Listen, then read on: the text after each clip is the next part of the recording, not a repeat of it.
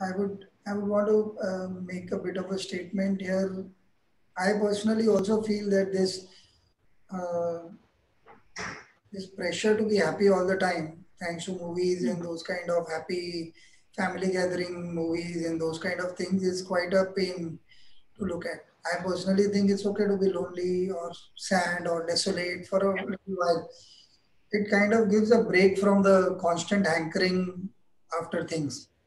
Hmm. It makes you pause, and sometimes even just the act of loneliness itself, say Hmm. half an hour, 1 hour with yourself, prompts you to new understanding about your own uh, strengths that you were unaware of. Yeah, yeah. Very often, or solutions to problems that seem impossible otherwise. That is true because I've had times when because I'm sulking or I'm not sulking, but I'm just like whatever, unhappy. It's not a good day. But sometimes when I'm sitting and dazing away to glory, suddenly I'll be like, oh, I find a solution to something I've been thinking for, which has been at the back of my mind for a bit, and I'm like, oh God, yes, I could do this, and I'm suddenly there's a spurt of happiness. Suddenly I'm like, oh, it's gone and it's vanished. This whole whatever feeling that temporary, thing is gone, because you suddenly found something to clutch onto like a little child and it changes you. I think that's a good point you made, because what we tend to call back of mind is generally our subconscious, which is grappling with certain stuff that makes us Yeah, unhappy, and we right. are unable to grasp it. Unfortunately, the like you also pointed in some other context, the focus on success or being good at what you do, or um, having it all, makes us portray or pretend that we are good at it. It's not Hmm. necessary. The Hmm. other thing that I wanted to provoke was, from the moment our conversation has started, there is a line that was running in my head which I couldn't get properly. There was this uh, Pankaj Udas ghazal, let's say. He's Sorry, sorry, crack. Can you come again? Yeah. So there was this Pankaj Udas ghazal, a Hmm. line. यहाँ हर शख्स हर पल तन्हा होने से डरता है, खिलौना है जो फना होने से डरता है. So, because it talks about annihilation, I want to ask you and mull over this a bit. Uh, is loneliness uh, fearful because it reminds us of our limited time on earth or something like that? Is it a reminder of a death of sorts? Is it our mortality that comes to mind? Yeah, well, that Just is a mull question over this. that Because of this line, I yeah. couldn't remember the line, but this is a thought that I want to ask you to connect. Whether loneliness and we not being here, or we not worthy, or we not existing at all, any of these things, are these the thoughts that are really bothering us more than what we seem to think about? um so well, I don't know. I mean, it's maybe it's way too big a leap, too dark to say. Yeah, So yeah, you think you're sudden not being yeah, around. But also I think we've discussed this in the past, and I've told you that how I don't fear death as a person. I've told you this. Remember, I told you last time that it is not something that worries me, and I don't have the FOMO in today's lingo that what happens if I'm gone. I mean, I know I've come, I have to go. Everybody has to come, everybody has to go. It's fine. To answer your question about loneliness, uh, so see, I really can't define it in that sense as to why, what is it that gives you that slump at that point in time, and why you feel a certain way. Um, I really actually don't have an answer, to this. okay. Uh, I will want to then dissect this a little further in case something comes up. Uh, hmm, Not that I want to push you. I want to see. I knew that it was too sudden and too big a line of thought hmm, itself, but I would want to see if something on the spur of the moment comes up for you. Uh, hmm, so he says, "खिलौना है जो मिट्टी का फना होने से डरता है." So खिलौना itself means that we are a we are puppets in the hands of fate or God or whatever. Mm. So that sense of helplessness Yeah.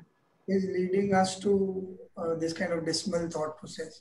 So if we were to leave this entire thought process aside and think, what is it about loneliness that strikes us? There are times it happens during a day also. I think post the lockdown, I can see myself being dependent on social media for nonsensical stuff a lot more Mm. than I was. I had a lot of Mm. control when I decided, okay, I would go off social Yeah. media. Mm. Now it's not there. That line of control is completely gone over. Yeah.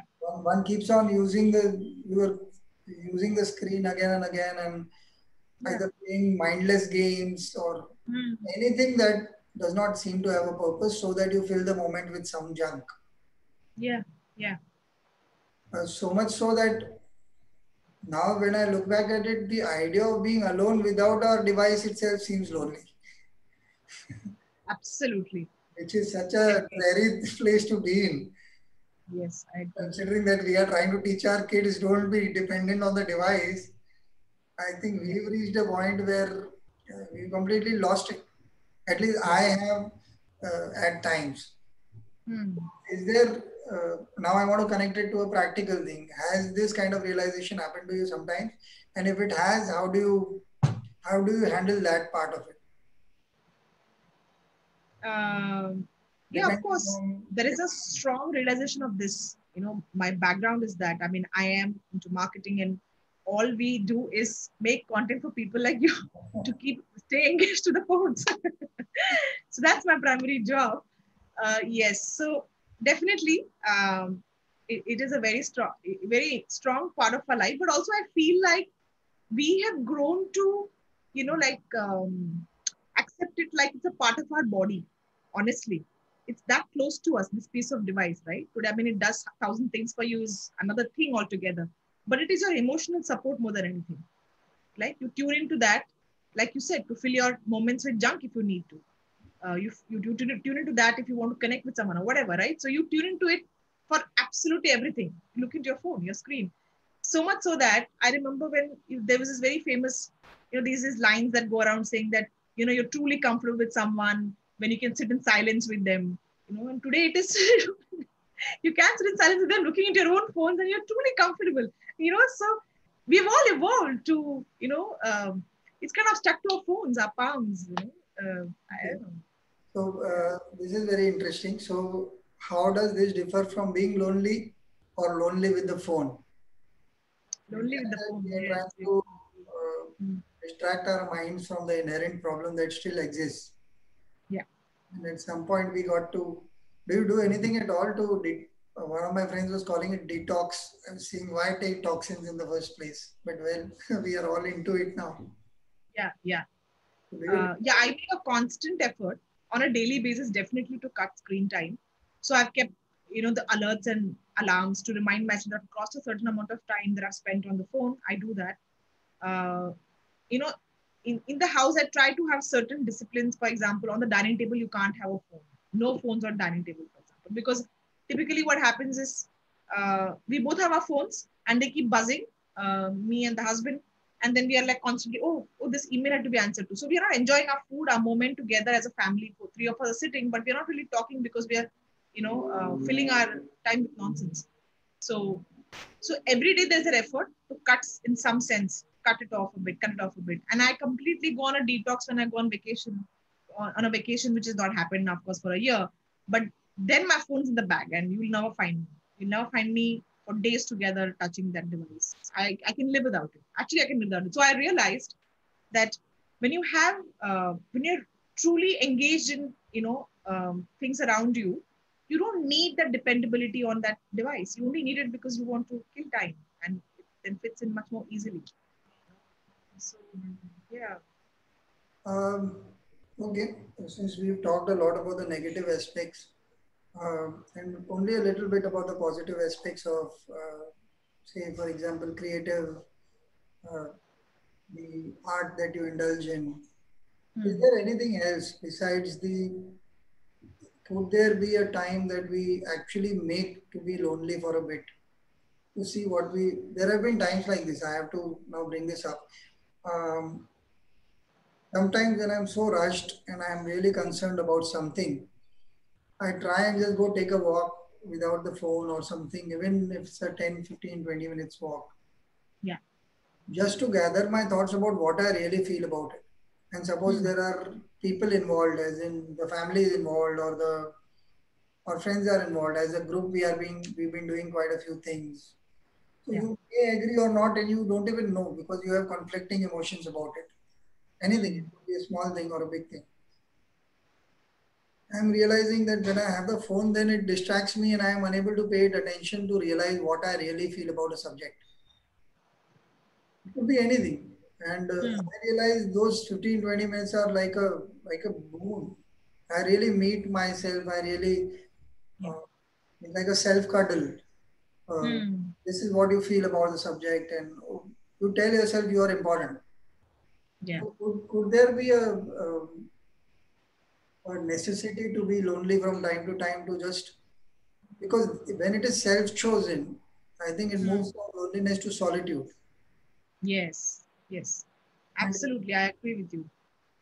Like you said, right, that you take those walks without your phone, you leave it behind. I do the same thing. For example, I do 30 minutes in a day, right? I go for like whatever walk in the morning or evening.